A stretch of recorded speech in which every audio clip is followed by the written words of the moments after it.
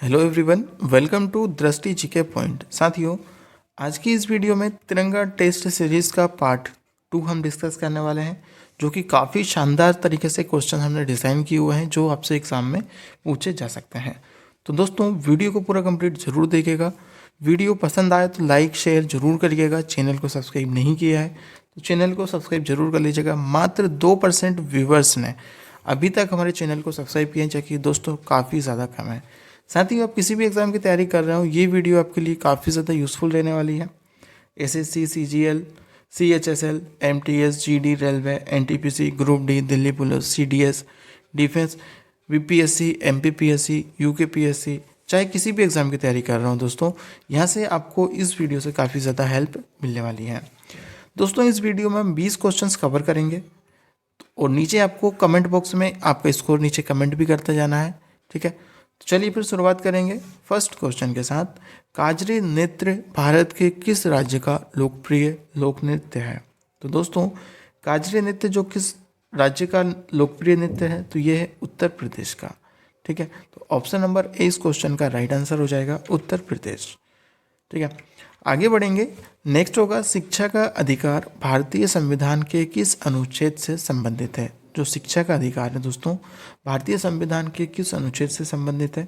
और ये क्वेश्चन दोस्तों बहुत बार एग्जाम में पूछा गया है, तो आपको इसको स्टार मार्क जरूर कर लेना है। तो ये दोस्तों जो कि संबंधित है आपके अनुच्छेद 21A से, यानी ऑप्शन नंबर बी आपका राइट आंसर हो जाएगा, अनुच्छेद। ठीक है, ये अनुच्छेद 21A जो कि आपका संबंधित है, ये आपको याद रखना है। आगे बढ़ेंगे हम इसी के साथ नेक्स्ट क्वेश्चन की तरफ। नेक्स्ट होगा आपका दोस्तों, यंग इंडिया साप्ताहिक पत्रिका किसके द्वारा शुरू की गई थी? तो दोस्तों, जो यंग इंडिया साप्ताहिक पत्रिका है, यह किसके द्वारा शुरू की गई थी? तो ये की गई थी दोस्तों आपकी महात्मा गांधी के द्वारा। ठीक है, मोहनदास करमचंद गांधी, ठीक है, जो कि इनका पूरा नाम था। यंग इंडिया साप्ताहिक पत्रिका इनके द्वारा शुरू की गई थी। ये सप्ताह में एक बार चलाई जाती थी।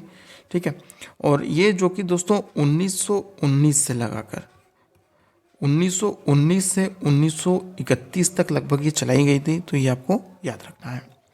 नेक्स्ट होगा आपका, भारत का बिस्मार्क किसे कहा जाता है? तो दोस्तों, जो भारत का बिस्मार्क है वे कहा जाता है आपका, किसे कहा जाता है? ये कहा जाता है दोस्तों सरदार वल्लभ भाई पटेल को। ठीक है, तो ऑप्शन नंबर 20 क्वेश्चन का राइट आंसर हो जाएगा, सरदार वल्लभ भाई पटेल को, जो कि भारत का इन्होंने एकीकरण किया था।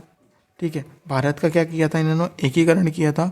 और जर्मनी के बिस्मार्क की तर्ज पर इन्हें, जर्मनी में भी जो जर्मनी का बिस्मार्क के आधार पर इन्हें जो कि दोस्तों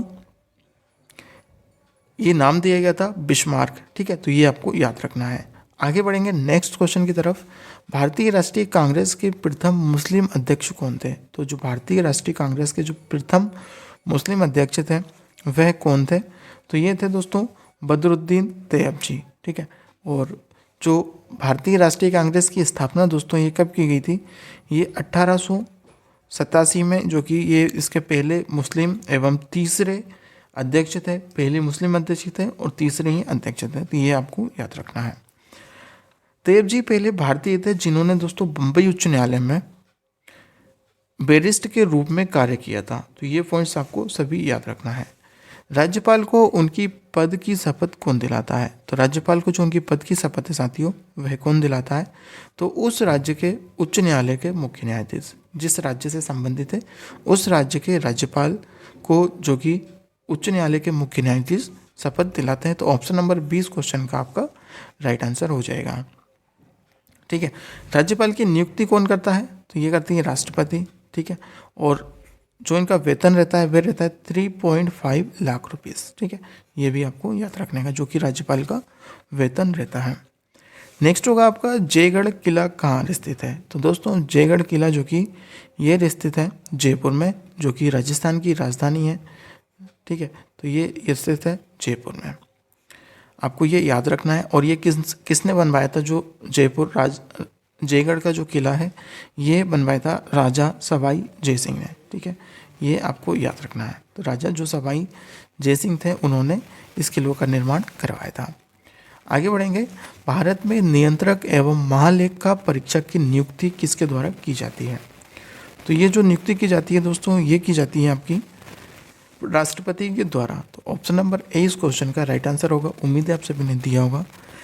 ध्यानचंद नाम किस खेल से संबंधित है? तो ये जो मेजर ध्यानचंद का नाम से संबंधित है, ये है हॉकी से, जिसे हम कहते हैं हॉकी के जादूगर मेजर ध्यानचंद को।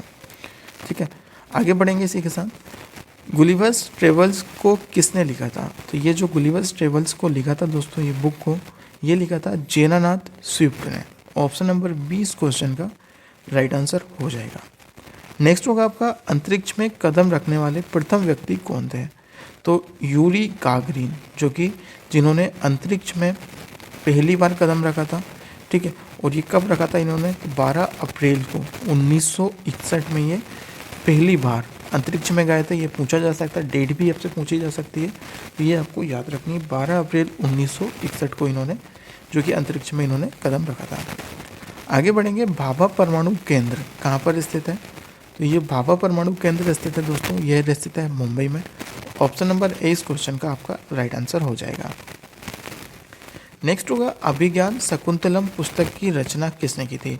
जो अभिज्ञान शकुंतलम जो पुस्तक है, उसके लेखक के साथियों कालिदास। ठीक है, कालिदास इसके लेखक है। तो ऑप्शन नंबर ए इस क्वेश्चन का आपका राइट आंसर हो जाएगा। जय जवान जय किसान का नारा किसने दिया था? तो ये जो जय जवान जय किसान का नारा दिया था, ये दिया था लाल बहादुर शास्त्री ने। नेक्स्ट होगा, यामा पुस्तक के लेखक कौन है? तो यामा पुस्तक के जो लेखक है साथियों, वह कौन है? तो ये हैं दोस्तों महादेवी वर्मा, जो कि यामा पुस्तक की लेखक है। ऑप्शन नंबर सी इस क्वेश्चन का राइट आंसर हो जाएगा।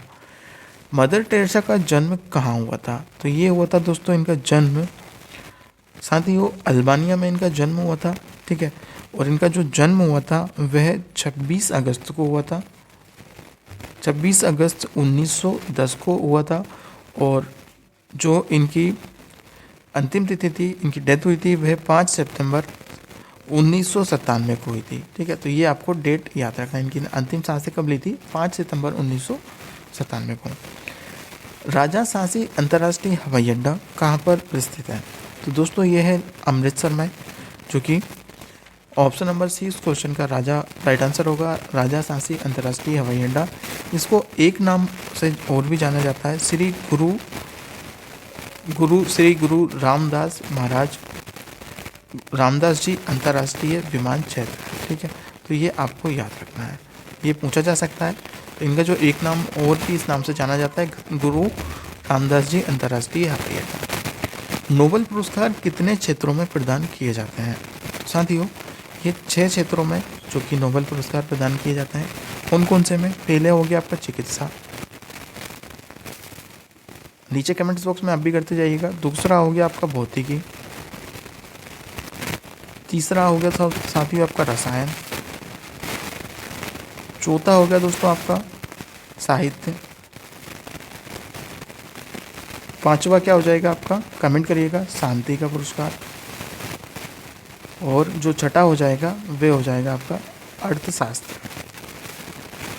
तो इन सभी 6 जो क्षेत्र हैं इनमें नोबेल पुरस्कार दिया जाता है, ये आपको याद रखना है ना।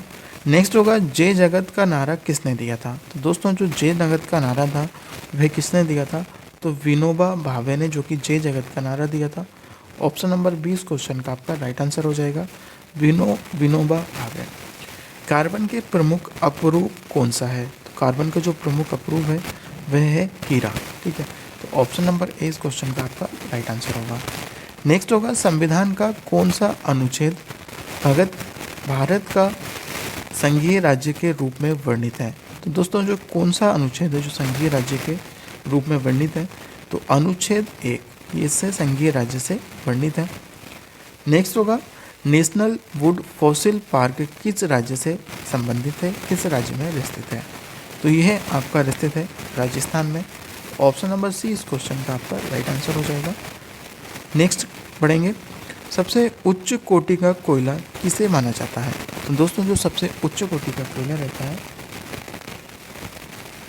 वह किसे माना जाता है?